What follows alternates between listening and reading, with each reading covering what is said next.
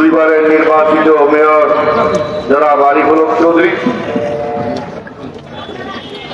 আজকের অনুষ্ঠানে বিশেষ অতিথি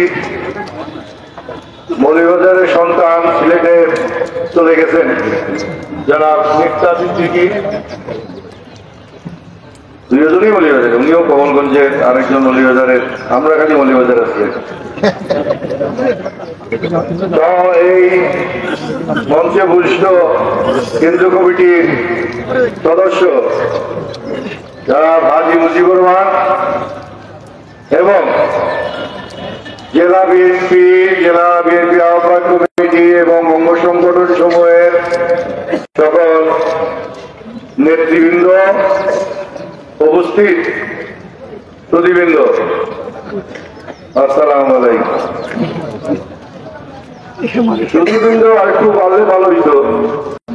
যাই হোক, আজকে আমরা এই যে মিটিং,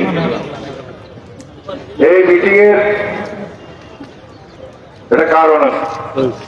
মিটিং বড় হোক, ছোট হোক, বাঙালি হোক, যেটাই হোক,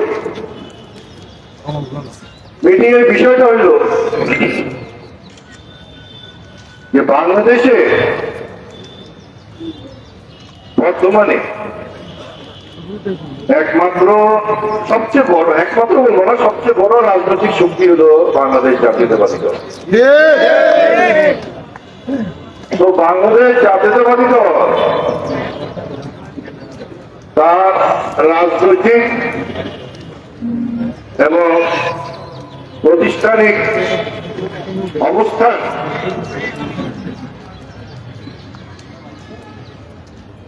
হাসিনা সরকারের পতনের 6 মাস পরে একটু জনগণকে এবং দেশবাসীকে দেখানো দরকার যে আমাদের রাজনৈতিক শক্তি আগের মতনই অঙ্কুর আছে ইনশাআল্লাহ।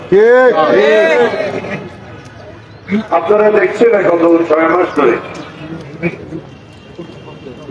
এই অন্তর্বর্তীকালীন সরকারের সময় কিছু দল, যারা আগে আমরা তাদেরকে ফ্রেঞ্চ দল বলতাম, ফ্রেঞ্চ মানে কি, এই কি বলে বাংলা শব্দটা আমি বুঝতে পারছি না, মানে অনারের দলের, ওনারা অনেক বেশ লম্বজম্ব দিচ্ছেন। কারণ বাংলাদেশের রাজনৈতিক পটতে সেই প্রেক্ষাপটে আওয়ামী লীগ বলে কোন দল এখন আর নাই, এবং এই দলের ভবিষ্যতে আর কোন মানে উত্থান হওয়ার সম্ভাবনা আছে কিনা আমি দেখি না। তবে বিভিন্ন রাজনৈতিক পণ্ডিতরা আমার সঙ্গে হয়তো দ্বিমত পোষণ করতেই পারেন, বাট আমরা অদূর ভবিষ্যতে এই বাংলাদেশ আওয়ামী লীগ নামের এই দলের আর কোন অস্তিত্ব দেখার কোন সুযোগ পাচ্ছি। এখন এটার খালি জায়গায় অনেকে ফিলিং দ্য ব্ল্যাঙ্ক করার চেষ্টা হচ্ছে, অনেক না করবো দুই দিকটা। আজকাল আমরা শুনি যে এই যারা একটুখানি নড়াচড়া দিচ্ছেন, ওনারা এই পতিত দলের গ্রাসরুট লেভেলের নেতা কর্মীদের আলকাল্লা পড়ায়, টুপি পড়ায় ওনাদের দলে আনার চেষ্টা করছেন।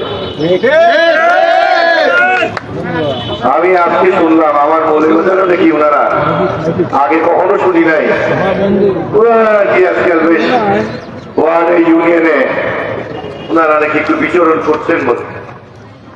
ভালো ভালো ভালো, সবাই গণতান্ত্রিক অধিকার আছে, যে যেমনি পারে চেষ্টা করছে।